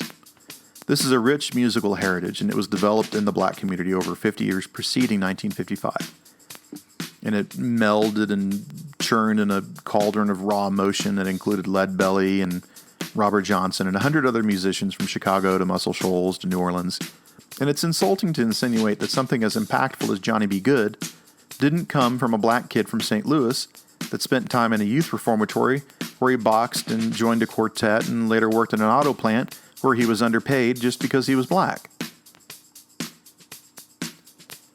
Robert Plant from Led Zeppelin gave an interview on MTV when No Quarter was released in the 90s, and he said that from a very early age, all he wanted to do was sing American black rhythm and blues. And that was where Led Zeppelin came from. So it's an insult not just to African Americans, but it's an insult to American heritage and history in general that rock and roll came from Anglos. And sliding off of that, Goldie running for mayor isn't even Goldie's idea. It's Marty's idea, because he told Goldie about it in the diner, and Goldie's all puffed up because of the idea that a white man gave him. I know this is not what Zemeckis intended. Of course it's not. Just like the sexism that permeates Contact. But it's here. And when I was a kid, I laughed at this. I laughed at it for 20 years, and now I can't laugh at it anymore. I give it a smirk, and I shake my head, and I'm saying, Jesus, I can't believe they put that in there, and didn't think about why.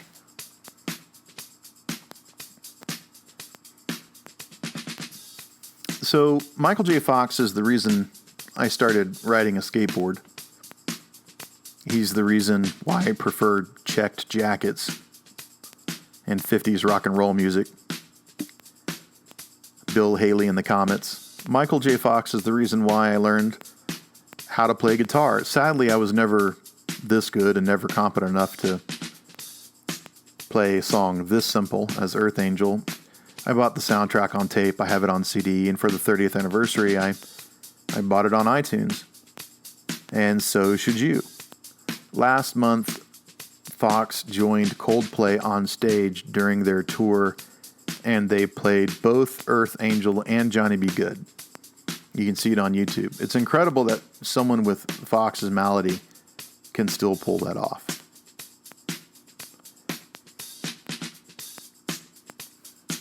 So I always thought the sequence was kind of weird. George can stand up to Biff, but not to Carrot Top. But it reaffirms his manlyhood and rights and all wrong in the world, and at least it rights the disappearing Marty in the photo. I love the look Marvin gives Marty here, and I'm not too sure actually if it's intentional, but the white jacket George is wearing is akin to casino-clad James Bond. And who is more manly than James Bond? This visual effect of Marty's hand disappearing is courtesy of Industrial Light and Magic. She did very well. Pops back into the frame, playing like no one has played before. Earth Angel, yeah. So the soundtrack to Back to the Future was almost as popular as the film.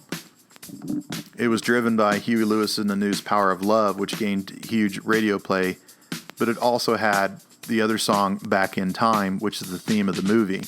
One side of the vinyl was loaded with contemporary music, and the other side was loaded with 50s music. So you had Lindsey Buckingham on Time Bomb Town. Eric Clapton contributed Heaven is One Step Away, which is playing on the Bums radio when Marty goes back to the future. Side 2 was filled with mostly period music, including Earth Angel and Johnny B. Good, but also the Wallflower, Dance With Me Henry by Etta James, and the instrumental Night Train, which is what the Starlighters play when we first go to the dance with that amazing saxophone. The vinyl is still on Amazon.com, and it has a one-star review that reads, quote, I had to return this item. I thought it came packaged in a sleeve, but it's just the vinyl album, unquote. There are no 2-star reviews. There are no 3-star reviews. 75% of the reviews are 5-star reviews. So the soundtrack's reputation holds up.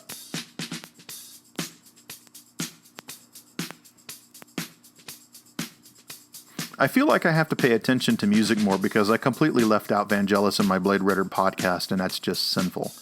I don't want to shortchange music at all. I'm convinced that Jaws, Star Wars, Apocalypse Now would not have been the huge hits that they were if they had different music. So added to the pop songs and soundtrack is this wonderful score by Alan Silvestri. And this is technically a sci-fi film, but Silvestri has put in a rather retro type of soundtrack with a lot of horns, and it's very reminiscent of a Western, which is fitting because of Part 3. The entire main theme is like a Western, but punctuated with small hints of sci-fi in the symbols, and of course there's that xylophone chime that you get in iTunes for your phone alert that marks the transitions. And of course, Westerns in the 50s, if you look at the top 10 TV shows in the 1950s, like 8 of them are Westerns. If you look at the top 10 radio shows, like probably all 10 of them are going to be Westerns. Westerns permeated everything. If you look at the top 10 movies every year, I'm sure like 5 to 7 of them would be Westerns. And that's just not the case anymore. Everything has changed. Westerns have died out. So Alan Silvestri has had an amazing career, and it's linked to Zemeckis. His big break was in Romancing the Stone, which I watched recently with my son. And to be honest, I thought the score was quite bad. It sounded like a TV movie. But look after that. Fandango, Predator, Who Framed Roger Rabbit, The Abyss, Young Guns, Forrest Gump, What Women Want, Castaway, Captain America, The First Avenger, Flight. The shot on Marty on stage is simply amazing. Right there, the slide. Castaway is particularly noteworthy because the entire time Tom Hanks is on the island, there's no music. Silvestri's done tons more. I'm just noting some ones that I remember that stand out. I remember reading or listening to someone once, a critic, who said that it was a good score if you didn't remember it. And I think that's bullshit. How can you sit through Indiana Jones and not get into the music? John Williams is amazing, and by now he's an American icon. So Fox's voice in Johnny Be Good was replaced by another singer, Brian Campbell, I think. But the guitar solo is all him. I think it was foolish to replace his voice. If you listen to him sing in Light of Day and on the Light of Day soundtrack, I think that you'll find he's got a great voice to be a singer. I like Light of Day, by the way, despite its flaws. I just think it's the wrong film for that time. Joan Jett was huge, and if that film would have worked, she would have been a huge movie star. But I think the script just wasn't there. It was very obvious the way that it was going to go, the whole working class band thing.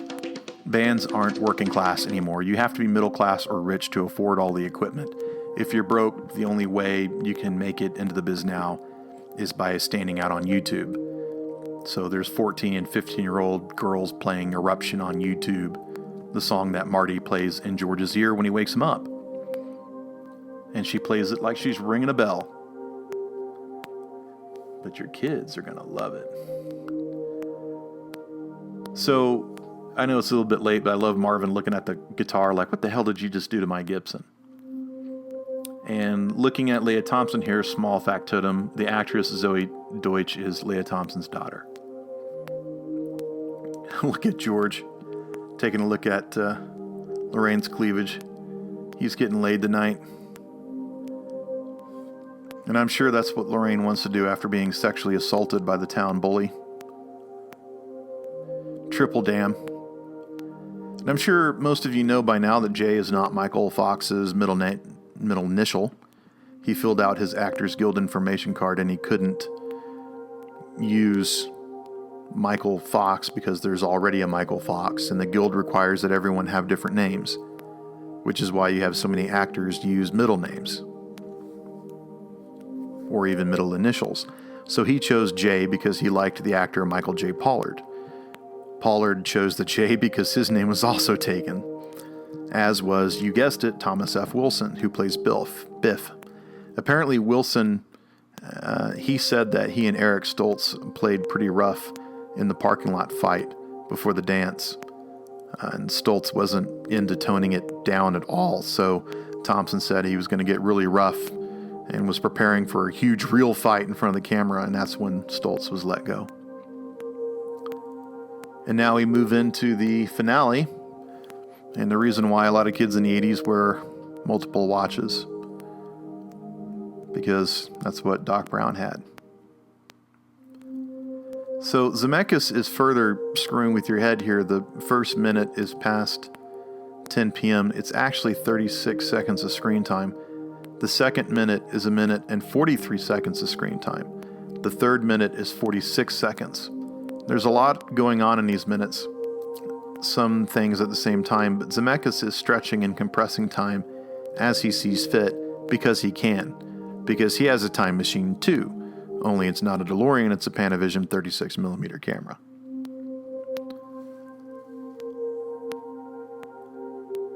So there's lots of ways to screw around with time in a film. Most movies have, they've got either bookends or they wipe back and forth for flashbacks. There's the ever popular fade out or dissolve or maybe a rack out of focus. If you've never seen Highlander, the camera ascends and descends every time you're taken to another time period. A lot of visual cues. Films usually only cue forward. If you've ever seen Lawrence of Arabia, you remember Lawrence blowing out the match and then it cuts to the hot desert, which must be weeks later. All of these are on various scales of effectiveness.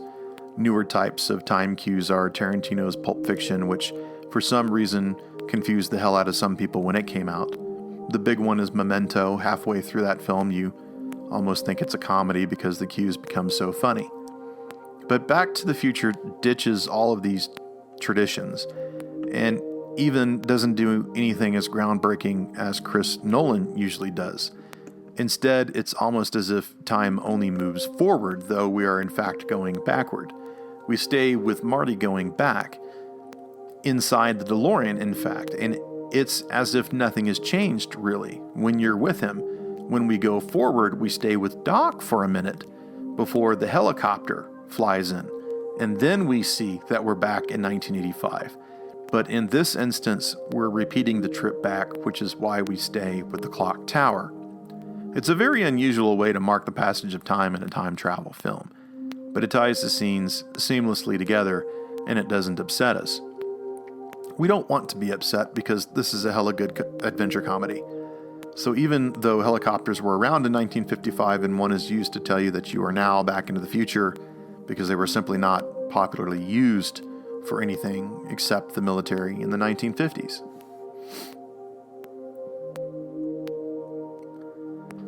This climatic scene was changed from the 1981 draft of Back to the Future, which eerily resembles the opening to Indiana Jones and the Kingdom of the Crystal Skull. In that script, Doc takes Marty out to the Nevada desert, where he is hoping to use a bottle of Coca-Cola as fuel for the time machine's converter and convert the energy of a nuclear blast from a test site nearby into the 1.21 gigawatts that they need to go back to the future. And by the way, yes, I understand that it's pronounced gigawatt. But Marty makes a mistake and he forgets the Coke, and Doc tells him to get into the fridge in a nearby house, thereby hoping the lead lining will save him from the blast. But Marty instead raids a house full of mannequins, looking a lot like the Call of Duty Nuketown map, and finds a Coke in their fridge because the Army tests the radiation levels on everything as if they were in a normal American town, a nuke town. So film is immemorial. No one forgets good ideas or bad ideas, and it's obvious that Spielberg and Lucas recycled this idea, and why not? It's a good one. But whether to use it in an Indiana Jones film, well, I think the audience has judged that unwise. I also think it was better to cut it because, kids would get into fridges and close them for sure, right? We all say Hollywood doesn't influence, but come on. I would have been killed holding onto that mail truck when I was a kid. That's a fact. So that idea didn't work, but hey, some do. John Muir, who's one of the founding members of Industrial Light and Magic and helped write Photoshop, he recently revealed on the show Geeking Out that the plot for the new movie Rogue One was his idea. He gave it to George Lucas 20 years ago, and when Lucas sold Lucasfilm to Disney, he told Muir to give that idea to Kathleen Kennedy, who, as per the terms of the sale of Lucasfilm, is that company's director until further notice. So ideas are powerful. They can make things exist. Or in the case of Back to the Future, they can make things not exist. Like Marty, for instance. I never understood why Marty had to dress back into his jeans and life preserver. Time is precious, but you do have to change. Whatever. John DeLorean supposedly wrote Robert Zemeckis a letter thanking him for using the car in the film and immortalizing it. They were used, I think, only 3 DeLoreans during filming, but now there's dozens of time machines.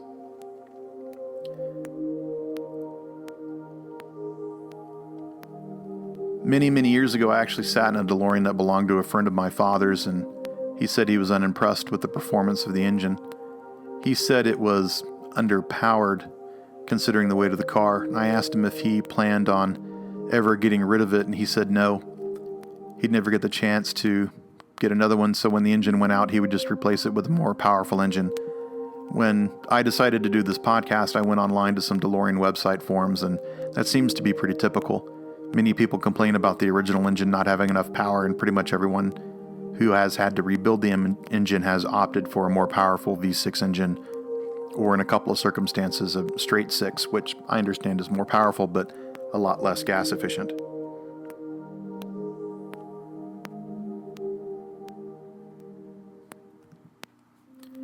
I left out a million things here. See if I can squeeze any of them in. I already mentioned Casey Siemaszko's 3D, which was a technology invented in the 50s to get people away from their TVs at home and back into the movie theaters. There was a 3D craze that died out pretty quick, but it briefly came back in the 70s before falling back in obscurity. And of course, 3D is back now, but there seems to be two types of 3D, one that contributes to the storytelling like Gravity, and some would say Tron Legacy, and 3D that does not, like all Marvel films, maybe Ant-Man. In fact, most Disney films. In 1955, the Oscar for Best Picture went to a film called Marty that starred Ernest Borgnine. And I'm sure that was just a coincidence. In 2007, Back to the Future was entered into the U.S. Library of Congress for being a culturally important film of America.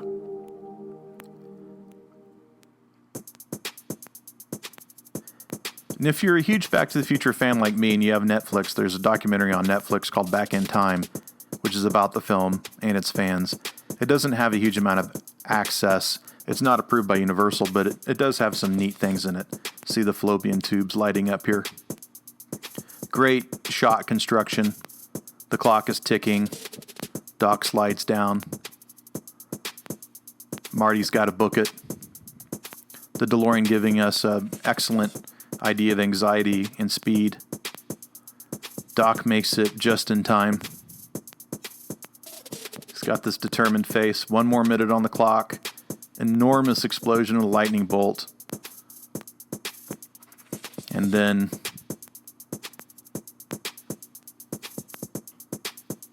Marty runs into the porno shop.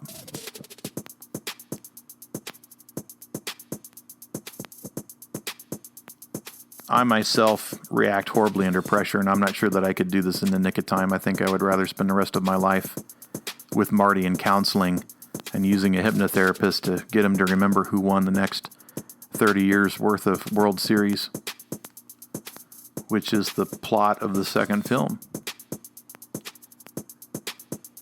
And the atomic kid in the theater turns into the assembly of God. Is that a pro-choice message or what? And now if you watch the shots, how long they are, here's the helicopter for the transition. You think Doc's looking at the clock tower, but he's not. Time has changed. And if you look into the background, you can see a great detail of lots of time period changes.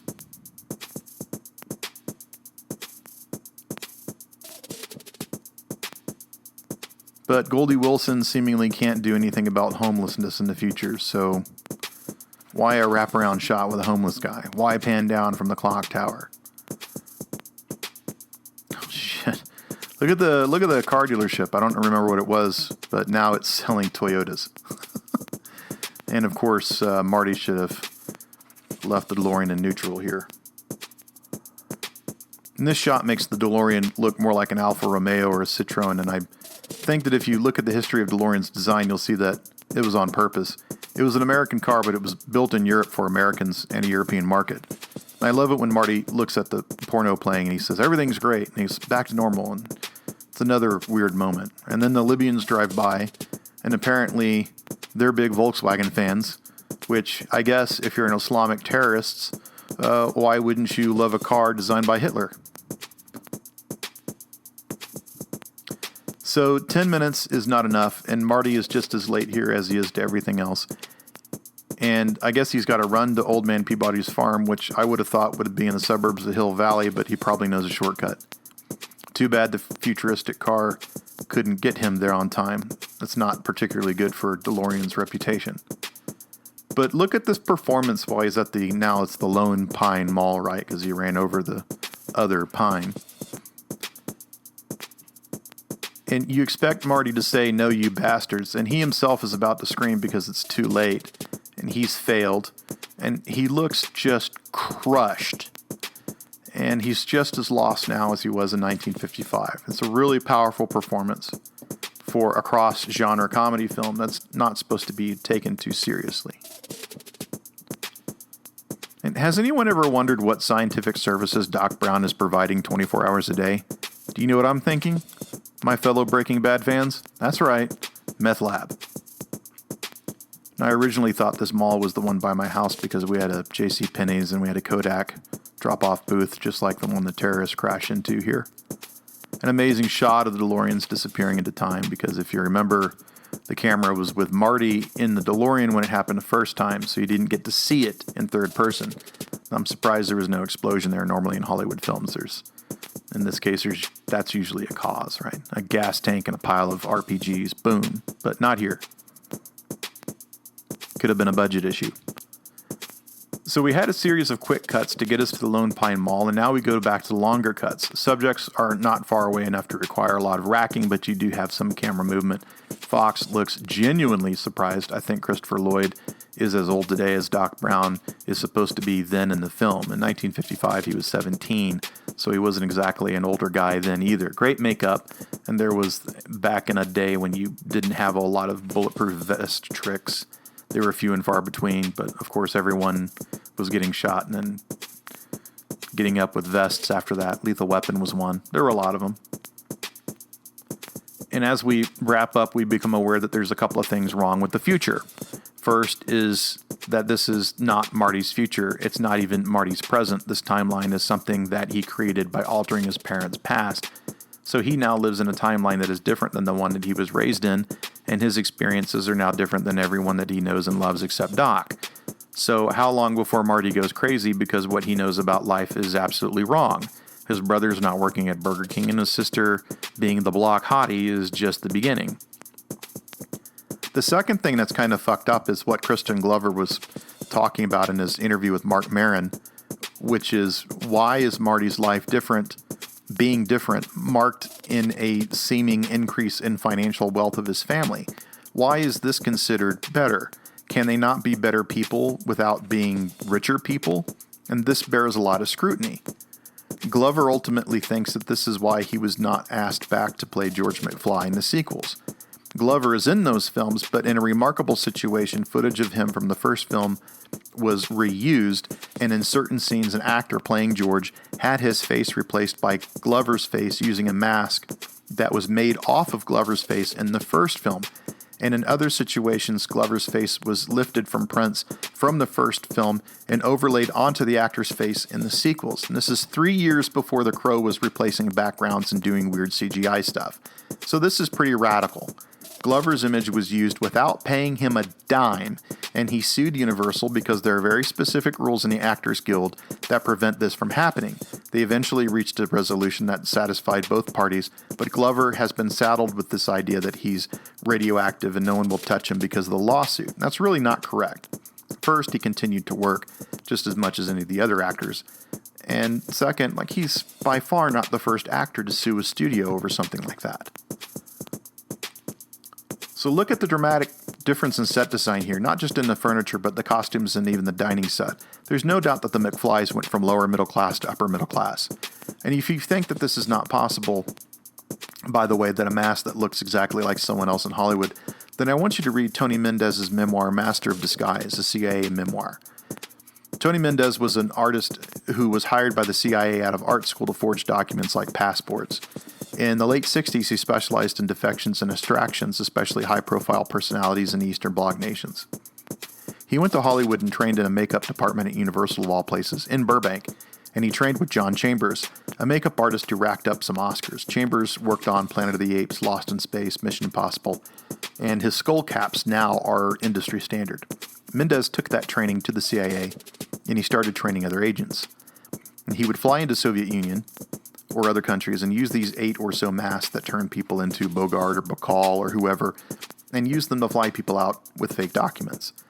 Mendez said that these were completely real, and the Soviets couldn't tell that they were looking at Humphrey Bogart's face or whoever, because very few Hollywood films were allowed in the Soviet Union. This was in the 70s, folks, and I've heard rumors of other films like Witness, where Kelly McGillis didn't want to appear topless, so they got another actress and they made a mask of McGillis' face and put it over a body double, Mission Impossible style. It's quite wild to think of, and perhaps more outdated, but apparently it's pretty effective. Mendez said that you could speak through this mask. You could make facial expressions. If Mendez sounds like a familiar name, it's because his story Argo is the basis of the Oscar-winning film of the same name, directed by Ben Affleck. Man, this is creepy. The rapist is waxing your car, and then you invite him into your house around your daughter. And why does Biff have to act like a groveling slave? Yes, Amasa, here's your sci-fi books. Can't he be humbled and turned into a decent person without being ridiculed and abused like he's a slave in Birth of a Nation?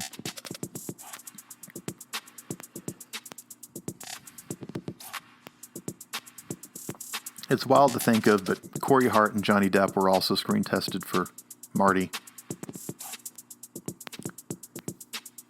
So to the garage.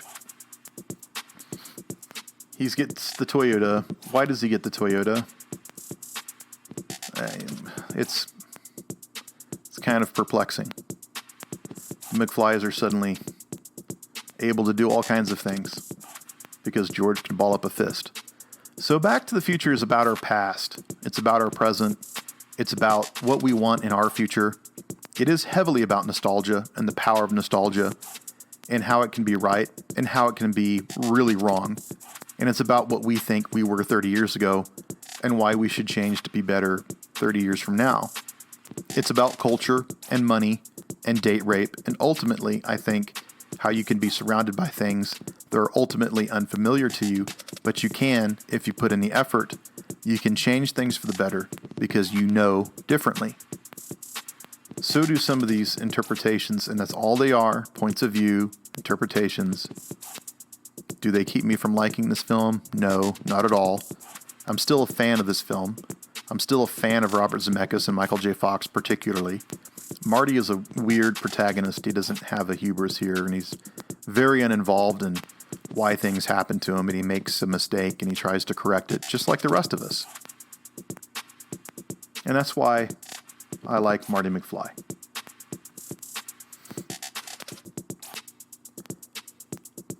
Before I go, I want to call attention to michaeljfox.org, which is home to Team Fox. Team Fox is an organization you can donate money to or fundraise for or participate in to find a cure for Parkinson's disease. I am not a member of Team Fox, nor do I receive anything from Team Fox or the Michael J. Fox Foundation. And this is not a paid advertisement. Out of time. Thanks for hanging out with me the last couple of hours. I hope you found this interesting, whether you watched Back to the Future with commentary or just listened in your car. The Super 70 podcast is brought to you by Dylan Davis. That's me. You can find me, my podcast, my books, and my blogs at www.thatdylandavis.com, where you can leave a comment under the Super 70 podcast tab. The Super 70 podcast is available on SoundCloud and iTunes. All music on this podcast was written and recorded by Rosalind McPhail. You can reach her at www.rosalindmcphail.com. Check out her SoundCloud and her other projects. If you're offended by the interpretation of this film, please let me know by sending me an email at thatdylandavis@gmail.com. If you like the podcast, please express this on iTunes or SoundCloud by leaving a rating and a review. You can also find me on Twitter at thatdylandavis and find my books on Amazon.com. This is Dylan Davis, and next time we'll meet in the New York Public Library.